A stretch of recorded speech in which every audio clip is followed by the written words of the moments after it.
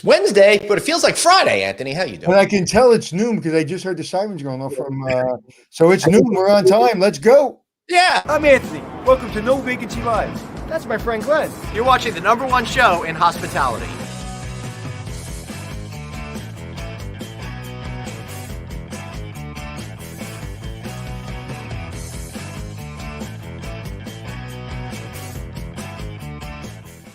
Hey, everybody. Glenn Houseman here with the one and only Mr. Anthony Melchiori. Anthony, we're wearing blue, but I'm not feeling blue today. I think it's pretty good. A pretty good day out. It's going to be 70 degrees here in New York. I'm wearing blue for very specific reasons, which I'll tell you in about 10 minutes. All right. I can't wait to find out. But one thing, Anthony, I got to tell everyone about right now is Eco-Textilurian. Woo-hoo. You know what I'm talking about, everybody. You got to go to eco-techwaste.com. Get these. You know business is coming back.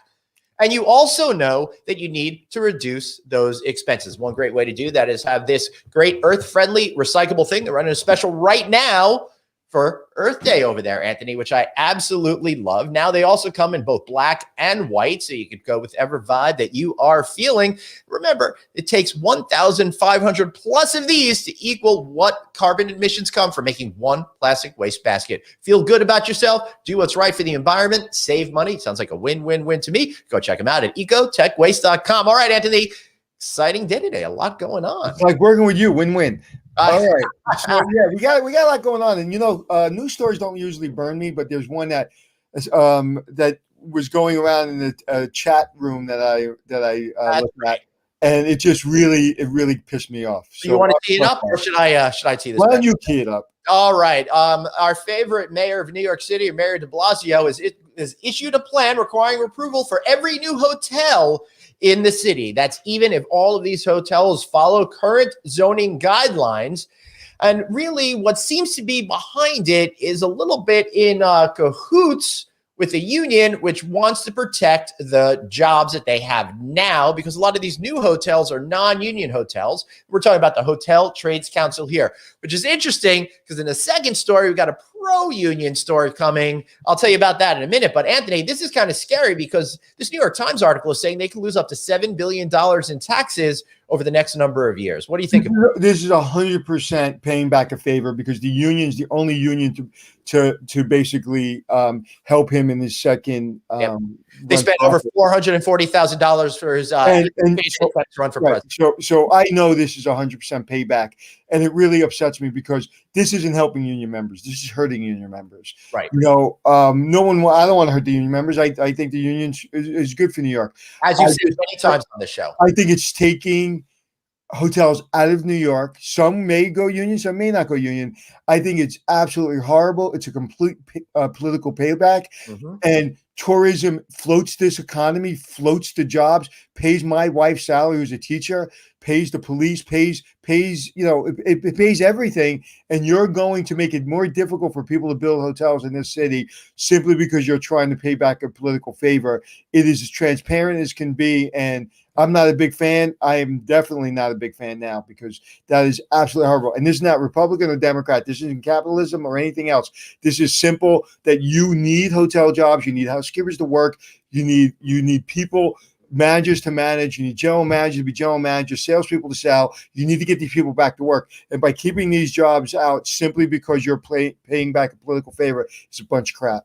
Right. And according to a lot of news sources out there, more than 200 hotels alone in New York City have permanently closed.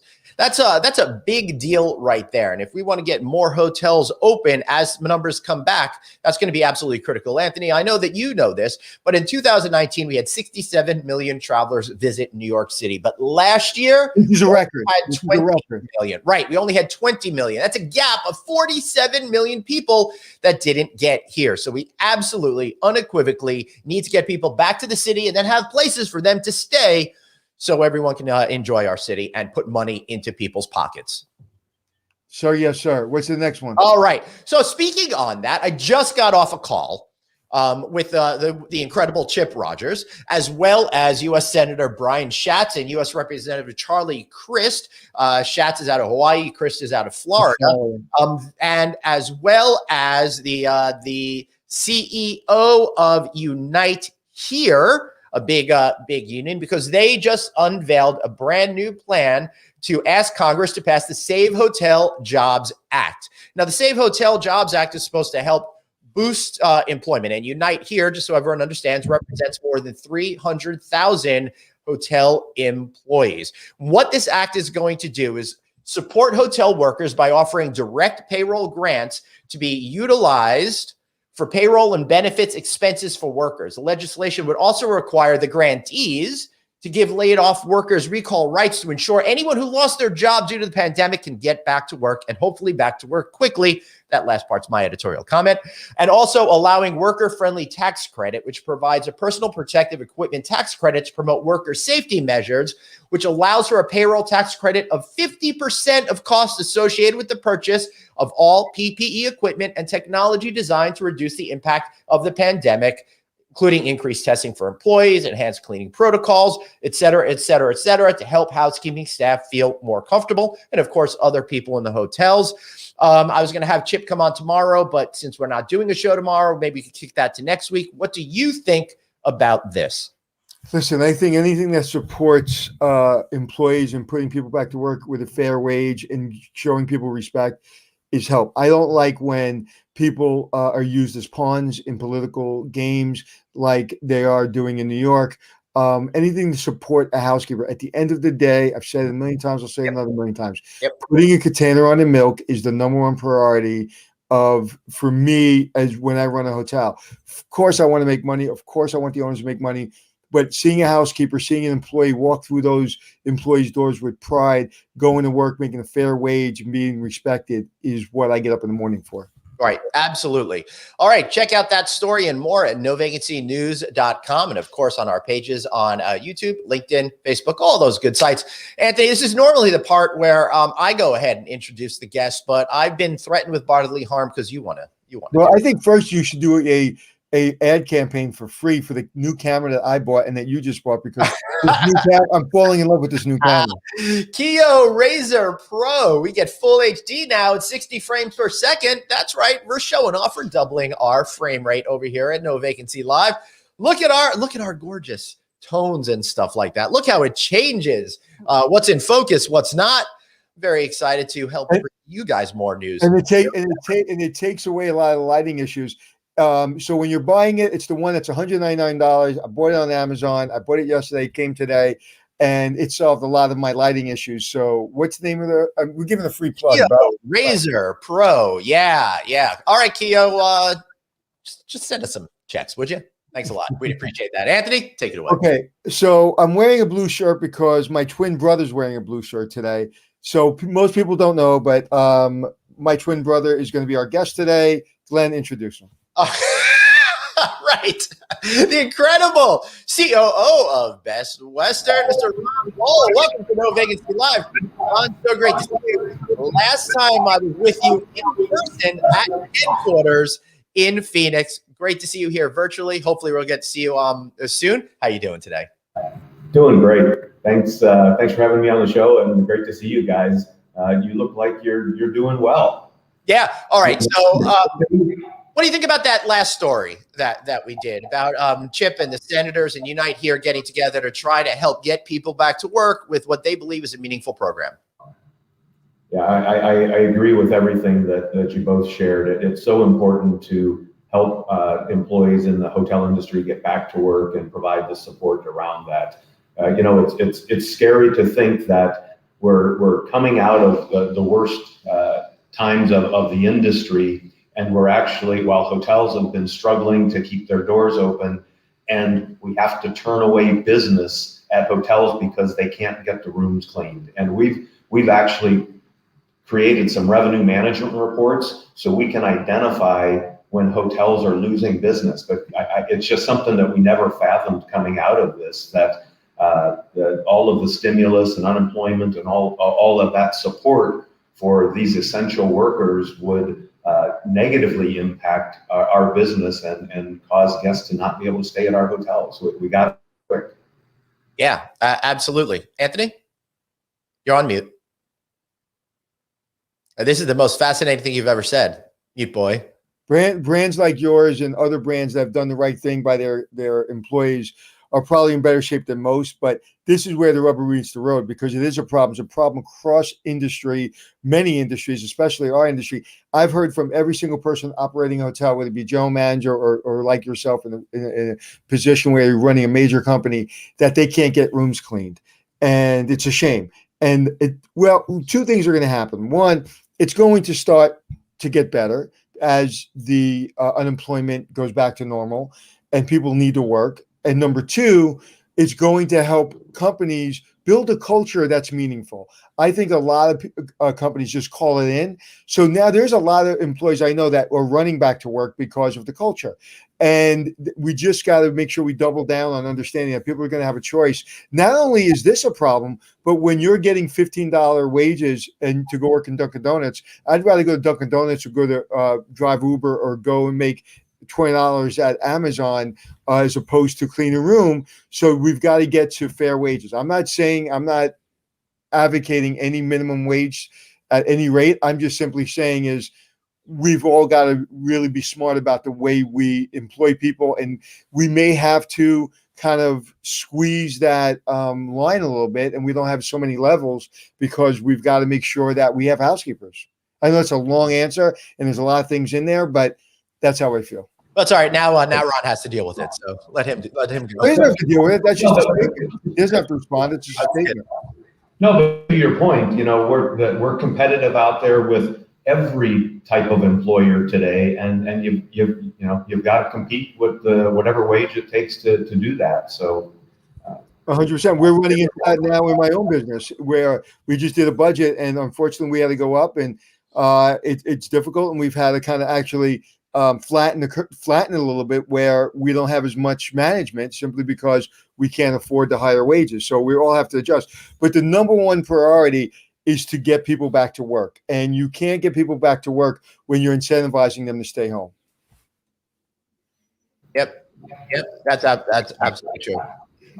Ron, so just, I noticed that we are all in blue today, and I suspect that that's because you're supporting the industry's National Denim Day, which is no human trafficking. So I assume you guys are wearing jeans today, right? Yes, absolutely are wearing jeans because we dress professionally around these parts. Right, Anthony? Always. I'm wearing my best jean shorts. Yep. Says Biden is going to pay all federal people $15 an hour. That's for any on doing business with the federal government. That is their minimum right there. All right. So you're right about human trafficking. And here at No Vacancy Live and on No Vacancy News, we made it a real cornerstone effort to try to help bring awareness to this issues. Check our catalog of shows for the representatives that they've had that have tackled this issue head on. Ron, I know this is a big deal for Best Western. How are you approaching this issue? How are you training people? And how are you making a difference and preventing these horrific crimes from occurring? Yeah, it's happening more frequent in our industry than we can even imagine, and it's in all parts of the U.S. for sure. Places where we've had hotels say, "I never thought it could exist in my city," and it happens. So we can't be negligent to think that it's not. We require every staff person in a hotel to take the training twice a year. And it's a short video, just really, to help understand what to look for and what to do if you hear something or see something suspicious. I will tell you that, we kind of reset at the beginning of each calendar year on that training. So hotels started, taking the course again in January. And 2 weeks after a general manager and their team took the course, they saw something that looked suspicious at their hotel. And they followed the protocols and procedures that we had put in place for our training. They contacted the local authorities, and they actually stopped a human trafficking ring that was trying to come to the hotel. And that just shows the importance of, a small hotel and a small tertiary market. It's happening, and we can't lose sight of that, and we really have to to pay attention to it first and foremost. Anthony, you're on mute again. And it's every hotel. I hear an echo from someone, so I keep hearing We got to take care of. Don't worry about it anymore. All right. So we need to not only talk about it internally, but we need to understand that's not just a certain level of hotel. It's all levels, 2, 3, 4, 5-star hotels. It's happening everywhere. But what are some hints for employees or guests to even look for when looking for something that looks suspicious? Well, again, as we specify in the training, that you have to watch for things that don't look normal.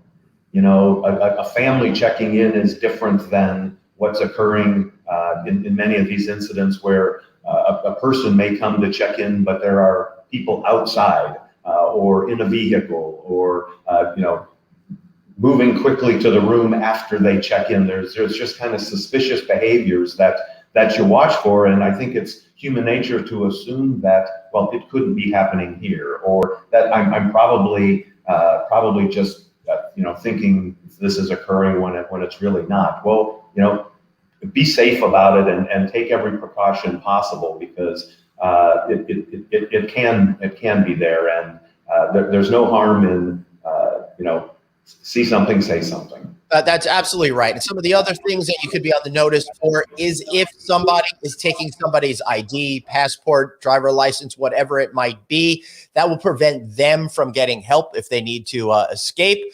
Also, just be sure you see if there's some suspicious activity. When housekeeping goes into the rooms, a lot of times you could tell if that do not disturb sign has been on the door for a number of days. That might be another sign. Now, Ron, I saw a great idea. I was at a hotel earlier this year, and I went into the bathroom, and right next to the sinks, there was a big sign on it, and it said human trafficking, and it had all of these things and big numbers, an 800 number you could call for immediate help right now. I love that. I'm seeing that in airports now. I'm seeing a lot more tools being put out there for even the victims to be able to get themselves help. But it is incumbent on every single person out there to ensure that you're doing your part. Ron, Anthony had said it could take place anywhere. I had the honor of interviewing Roni Hong. She was a survivor who was sold into slavery from India when she was just 8 years old. And this was at a keynote speech I did for the Washington Hospitality Association. Somebody got up from a luxury hotel and told a story about how it was happening in her property. So don't think because you're not at an economy hotel that you're safe from it. Right, Ron? That's absolutely right. It happens across all segments, and probably, certainly attempts that thinking that if I stayed at an upscale or luxury property, I'm less obvious, but it's not the case. It's happening everywhere. Right. So, all right, let's take a decidedly swift switch to something much more positive. Look at me. I'm not at your brand new Aiden hotel today. I'm very excited. I wish I was actually there. Congratulations on a successful launch of the brand new property. What's going on with Aiden? What's happening at your brand? How are you feeling these days over at Best Western? Well, we're feeling pretty good. The Aiden brand is one of our newest boutique brands, and the timing from this brand is absolutely perfect in that it's a conversion opportunity. These aren't new construction hotels. They're intended to be chic and funky and fun, but at the same time, give a hotel operator the opportunity to reposition their hotel, and they determine what that means. Meaning, we don't have specific design standards around this brand.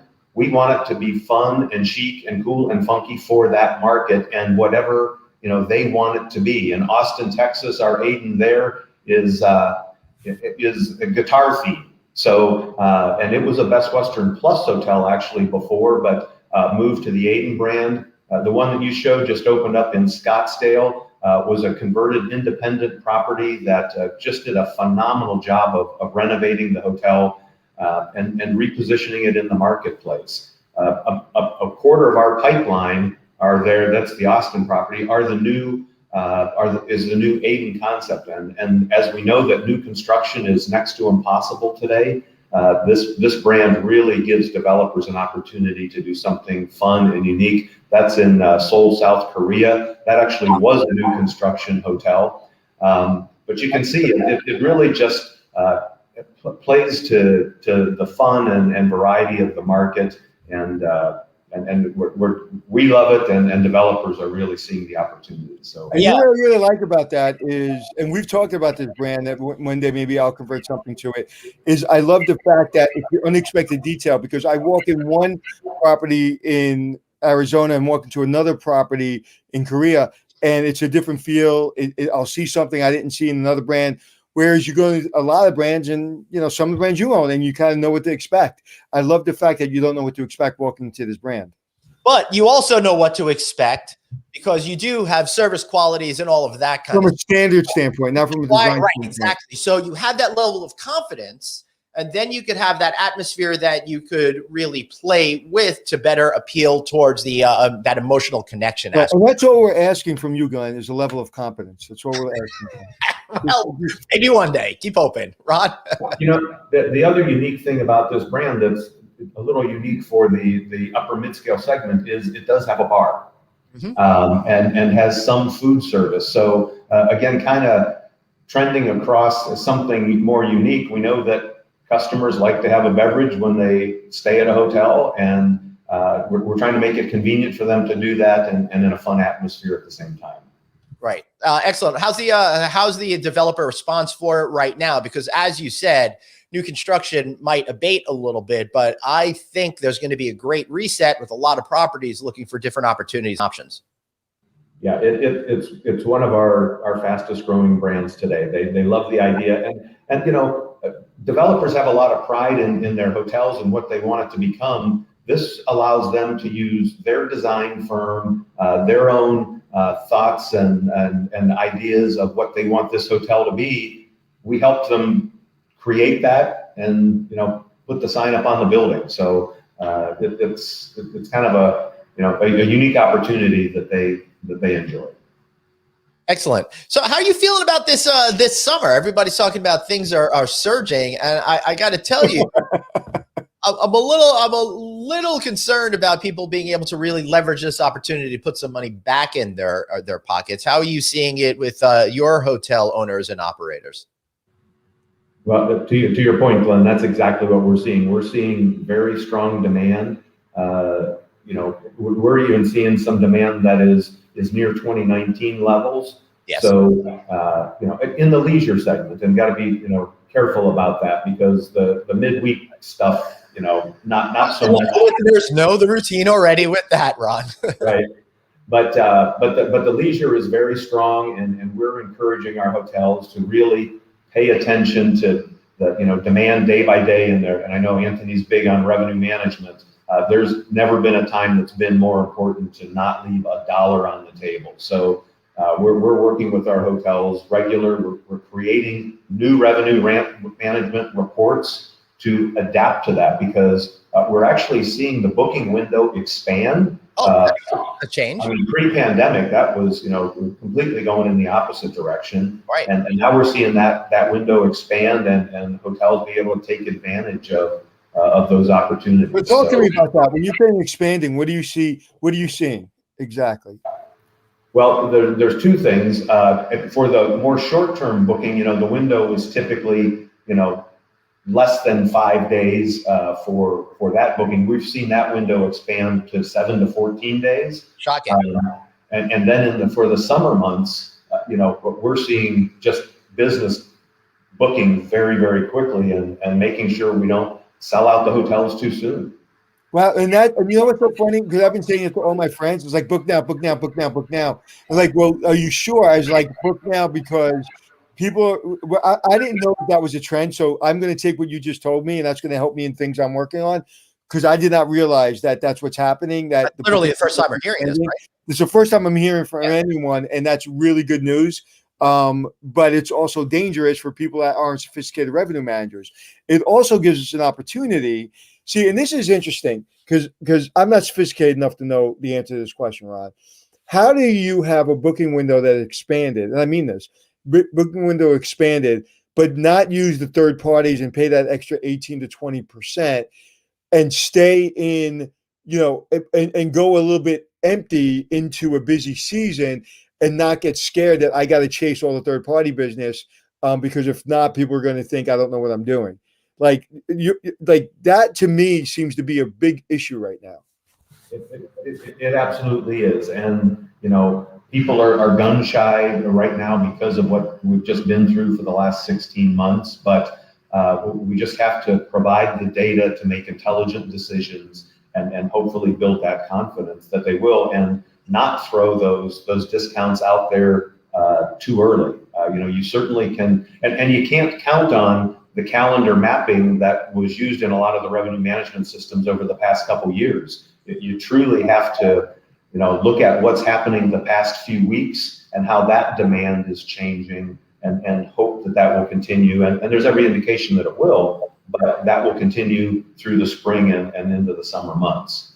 Ron, one of the things that I absolutely love about Best Western Company is the community of owners that you have. You have a lot of owners that have been around for decades, a lot of small mom and pop companies that have 1, 2, 3 types of properties.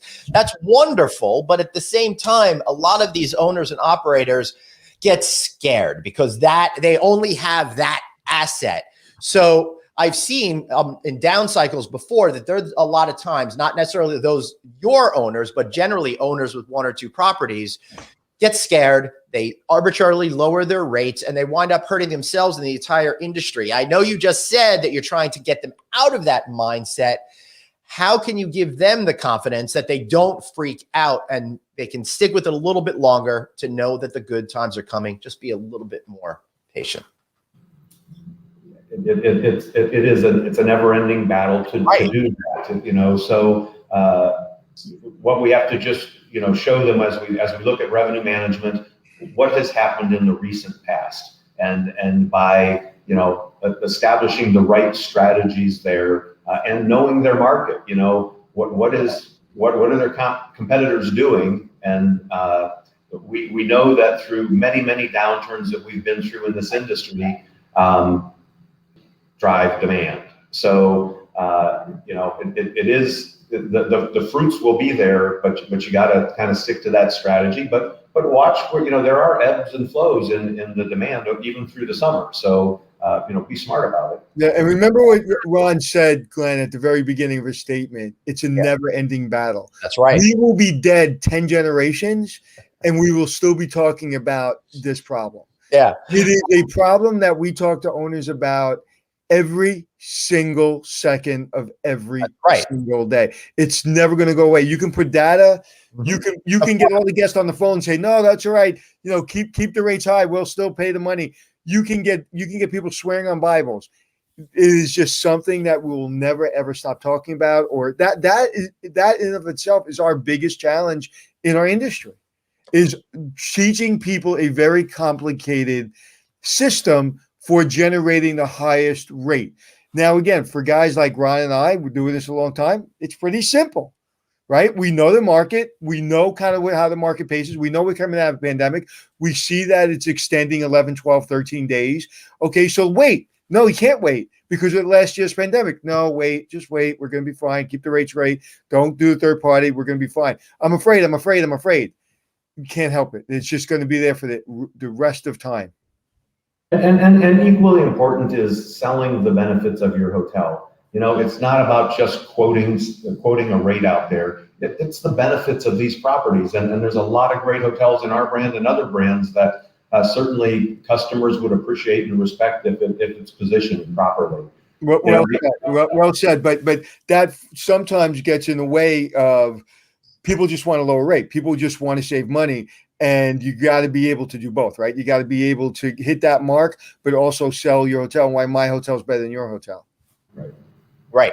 So, Ron, Colleen is saying, hey, is Aiden a new name? And it's got me thinking that there are certain people out there that don't really understand the breadth that Best Western is and how it's gone so much more beyond Best Western. Incidentally, Aiden, I believe, was debuted in 2008. I think it is.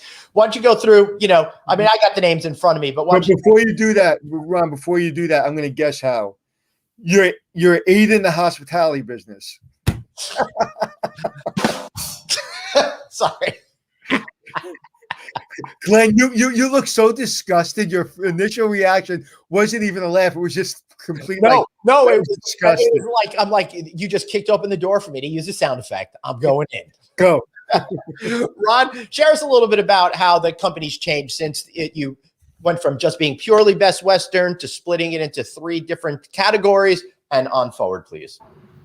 Sure. So from that point of Best Western Plus Premier, we knew that we needed to, take a bigger piece of the pie out there in the hotel industry. Obviously, saw many of our competing brands do the same thing, and we knew that the boutique segment was something very important in going forward and attracting that customer into the future. So. We created both Aiden and Sadie. Sadie is more upscale but the same type of concept, both conversion brands. And then we have Glow and Vibe, which are the relative brands to those, but are new construction. So obviously in this cycle, Glow and Vibe, while we have in the pipeline and some under construction, we know that that's not where the industry is growing at this point in time. So Aiden and Sadie, we knew that there was connection to consumers if it had kind of a name, a personal name attached to it, and came up with those 2 names to show the fun, playful element of both of the brands in the boutique segment, but also at the same time very important to keep the Best Western name on it, so customers had the confidence in the service and the cleanliness and the experience that they would have. Right. That's really important because it's a brand extension, but it's also a different brand entirely. So you can create that sense of confidence with the customer while introducing a new type of concept. But don't sell yourself short. You guys also introduced executive residency in, I think, 2016, and that was just as extended stay properties were really starting to hit the mainstream and people were starting to understand that. Then also followed up with the Shore Stay hotels, the Shore Stay Plus and the Shore Stay Collection. And you got the BW Signature Collection. And of course, you did the World Hotels deal as well. So your company went from one brand in like 2014 to, I don't even know how many now, 14, 15? 18 brands under all 3 flags. So, wow. And I think that's positioned, appropriately with the segmentation. The purchase of World Hotels was, intended to demonstrate that one, we could manage an upper upscale and luxury hotel chain with 300 hotels around the world, and the opportunity to grow that. It creates a halo effect for our other brands, both in Best Western and Shore Stay, and allow that rate ceiling to be lifted in many cases as owners and developers look to buy or convert into one of those brands. See, Ron, when me and Glenn talk, he sometimes says, Ron doesn't really know what he's doing. I said, no, he does. He really knows what he's doing. Ron is very talented. And Glenn says, no, I don't think he is. I said, no, he's very talented. I don't even know what to say about that. I know, a lot of fake news out there these days. What can I tell you? Better left unsaid, Glenn.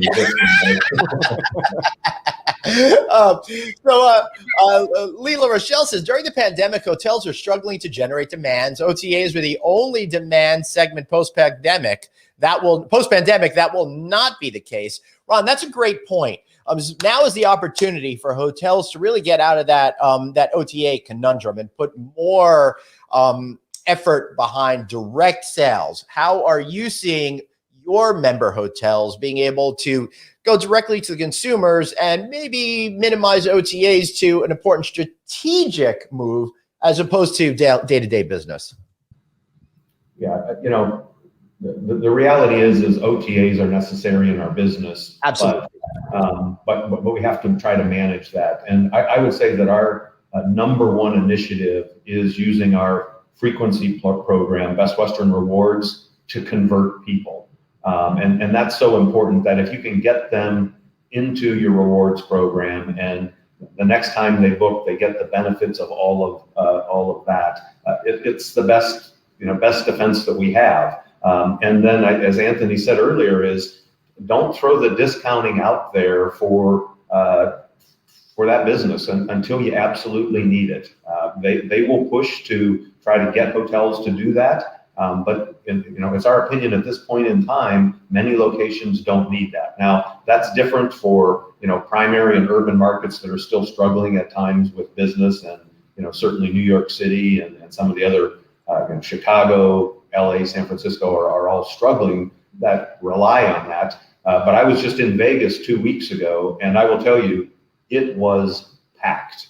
It's as busy as it's ever been. So, and that, market relies on OTA business, and it's about how they manage that to be successful. And I think they did a really good job. Vegas is the person that's been going to Vegas basically since they reopened.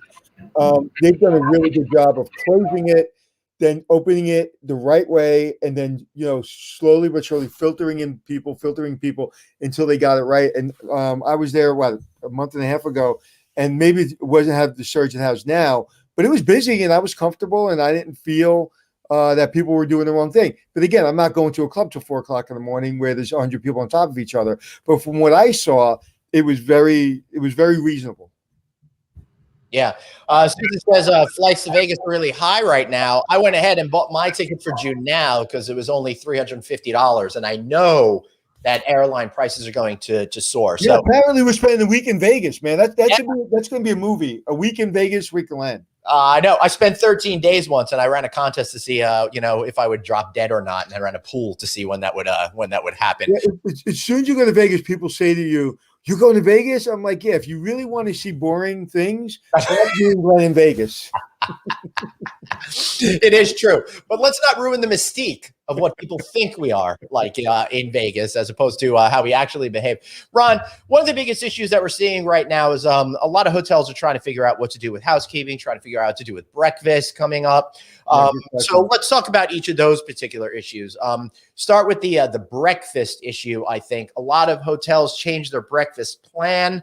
I'm seeing a lot of complaints online from customers, and yeah, they're the sticky wickets. They're ones that are not reasonable, that are feeling like everything should be back to the way it was, that there should have been no changes. But then there's another argument.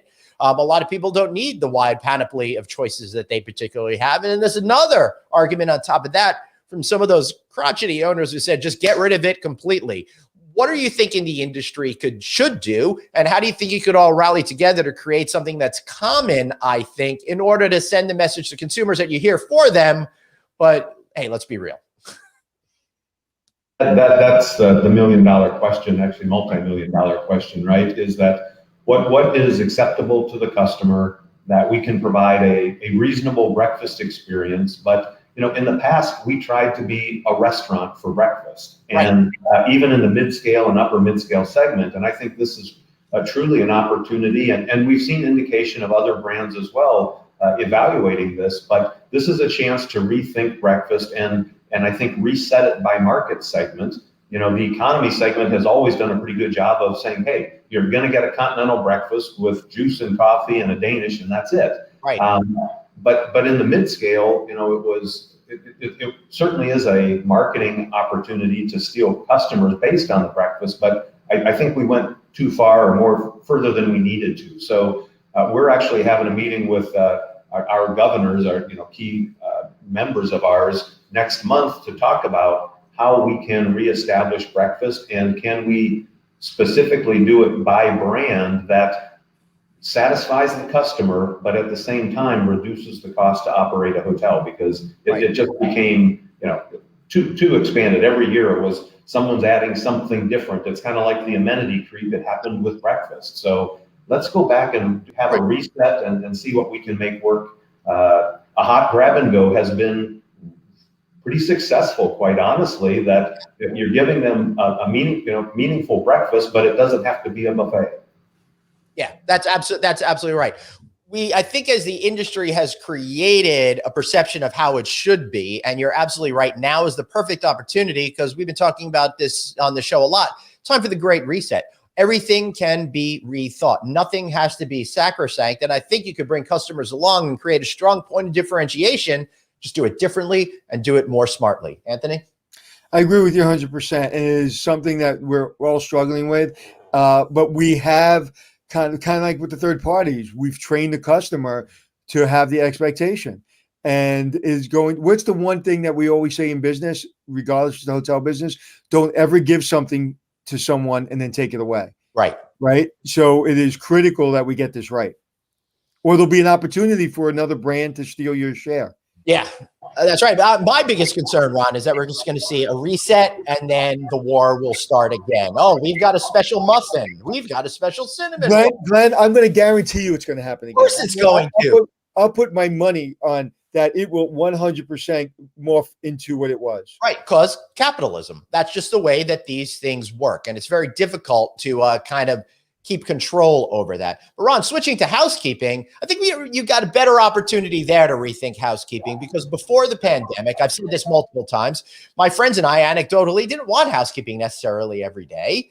And people are now accustomed to not getting housekeeping every day. How do you see the big picture? And more fundamentally, how do you see it changing operations of which you're in charge of? So the housekeeping initiative is really around stay over customers, right? Because you're going to have to clean every room on departures, but it is again, I think, an opportunity for a reset for two reasons. One, we certainly have the COVID environment that has said, "Hey, stay out of my room," but we still need to provide some level of service. And again, it's an initiative that we're talking about internally. But can you replenish towels, empty trash, make the bed, and be done with it? So you're in and out of a room in 5 minutes.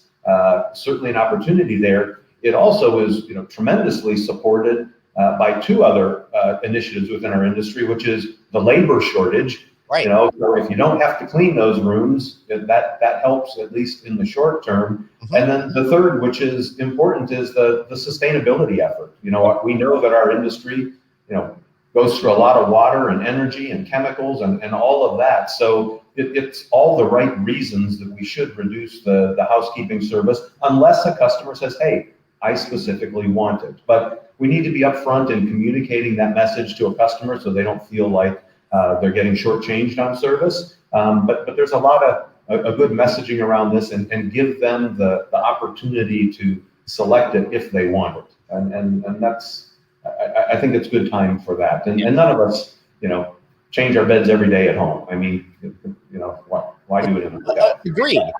And there's two things I want to say. One, again, in the beginning of your statement, Glenn, you said your friends and I. We know you don't have friends, but okay. Number two, that hurts. First you expose me to Ron, and now you expose to the world that I have no life. I don't even know what to say. I said I'm canceling the show tomorrow. As Glenn was talking, as you both were talking, something hit me, and I don't know if this exists or not. But one of the things that bothers me is that, okay, we don't have housekeeping, and I don't have housekeeping. But you know what's going to happen if I stay there 2 days? Some people use more towels than others. I put towels on the couch. So once I put towels on the couch, then I kind of have 1 day to shower and I have no more towels. So every single time, and sometimes if you're traveling with someone, you use all your towels in 1 day. So one uses for hair, body, all that. So you have to call the front desk. Now you have to call the front desk. Now that's a guest problem. One, they have to wait. Number two, it could be a long time. So now it's a guest complaint. You went from a guest problem to a guest complaint. Then we don't respond properly. So now we have 3 problems. So is there anything you've seen, or we can invent, Ron, me and you, we'll cut Glenn out, is we put a vending machine of towels. You put your key in, right? It's right on the floor next to your soda machine. And you want 1 washcloth, 1 full towel. You can only get 1 or 2, and it gets to your room. So it doesn't charge your room, but it identifies your room as it has 1 or 2 towels. So if you go another time, it says, please call the front desk. Something or we just put more towels in the room. But I have not seen an adjustment from the hotel business that we're not going to service your room, but you're not doing anything to supply me more towels without me having to have, contact someone, then have to wait for a towel. Yeah, and we certainly don't want to create that, because that ends up being more costly to a hotel, having to run towels and all that. And that's why I suggest that we think about it in terms of, we need to go into every room every day from a safety and security purposes, and to our earlier discussion, human trafficking, all of that. So we're going to go into all of the rooms unless the guest says no. But when we're in there, we replenish towels, we empty trash, and therefore you've always got those. And for you, we'll put in a dozen towels so you can, make sure that you've got enough for the sofas and chairs and everything. And I'm a five pillow guy too, Ron. So keep that in mind. I'm only at 4. I'm pretty impressed by the 5 there. That's pretty awesome. All right, so I think what we're learning is that everything is ripe for change right now, from the way that you get business to the way that you operate hotels. What do you see, Ron, as the biggest opportunity for Best Western and maybe the larger hotel business going forward as we find that sense of recovery and as we get back to whatever business is going to be in the future? I'm sorry, Glenn, I missed the first part of that. What do you think is our area of best opportunity in the future to improve business for everybody, or just for Best Western family? As soon as we can get back to business as usual, I think is the best opportunity. But as we look ahead, we need to plan on how on the business traveler returning. We've been focused on, the weekend and leisure travel, know that that's strong, but midweek is still struggling. So we need to understand that. And we also need to understand the impact the pandemic has had on what business travel might look like. I mean, we've been on Teams meetings and Zoom meetings and everything for a year and a half. And I know people are ready to get out there and travel, but how do we manage that business going forward and plan for that? And then certainly we have a strong summer season, but does the fall and winter continue with that trend or not? I think as an industry, the development will continue to be key, and the quicker we can get business back and see this demand, the more we can get into growing each of our brands and developing all brands. Excellent. One last thing. How are your hotels around the world going? Europe's had a rough go at it. When do you think they'll be able to start to enjoy some more success like we've been doing here in North America? Well, I can tell you that in discussions in Asia, not anytime soon. They're locked down pretty much through the rest of the year. So we don't see much happening there. All of the demand there is domestic, and many of those countries don't have domestic travel, with the exception of China and Japan. We are seeing development, pretty surprisingly happen over there with new construction. Right. Starting now, expecting. So that's encouraging.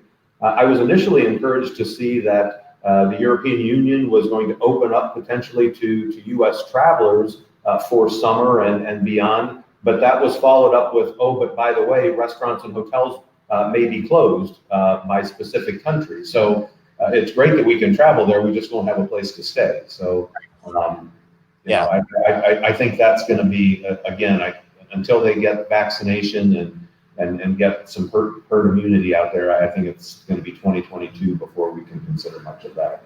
That's rough. Well, thank goodness, at least we're doing well over here. Ron, I think we're about out of time, but could you please end on a very positive note and, of course, take a chance to promote Best Western any way you'd like? Well, first, I appreciate you guys having us on the show and be able to talk about what's happening at Best Western. Again, we're very encouraged by what we see and very appreciative of our owners and operators that have stayed with us through the tough times, and we've done our best to support them as well. So I think there's light at the end of the tunnel. I don't think it's a train. I think it's going to be a good year and quicker than, if you think a year ago, we were saying there's no chance of recovery in 2021. Right. It's going to be 22 or 23, and that's not the fact. So fortunately, we all have short memories with some of this stuff and are anxious to get back traveling again. Right. Excellent. Thank you, Ron, for being here. Can't wait to see you in person finally as we get back on the road. Take care, my friend. Great seeing you, my friend. Always a pleasure. Bye-bye. My favorite person in the hospitality industry. There, I said it. Wow. You're really insulting me all around today, aren't you? Not even close. All right, take us out, buddy. Well, hold on. I just want to remind everybody, a little show note. We're not going to be here tomorrow. I'm about to get in the car and go get my second vaccine, and I'm a little baby boy. So I'm very worried I won't be up to delivering the high quality show you've come to expect here every day on No Vacancy Live. I'm also taking off Friday night audit. Give myself a couple of days off. Hopefully I won't be too sick. We'll be back on Monday as usual. So don't forget to tune in for another great week of shows. Anthony, any final thoughts before we go? No, man, I'm going to miss you. I'll call you this weekend and see how you're feeling. Yes, hopefully I'll be up to it. I might even put up a video of me looking extra pathetic for pity. So be on the lookout for that, everybody. All right, everyone. Thanks. Remember, you've only got one life, so blaze on and Be kind to yourself. see y'all later.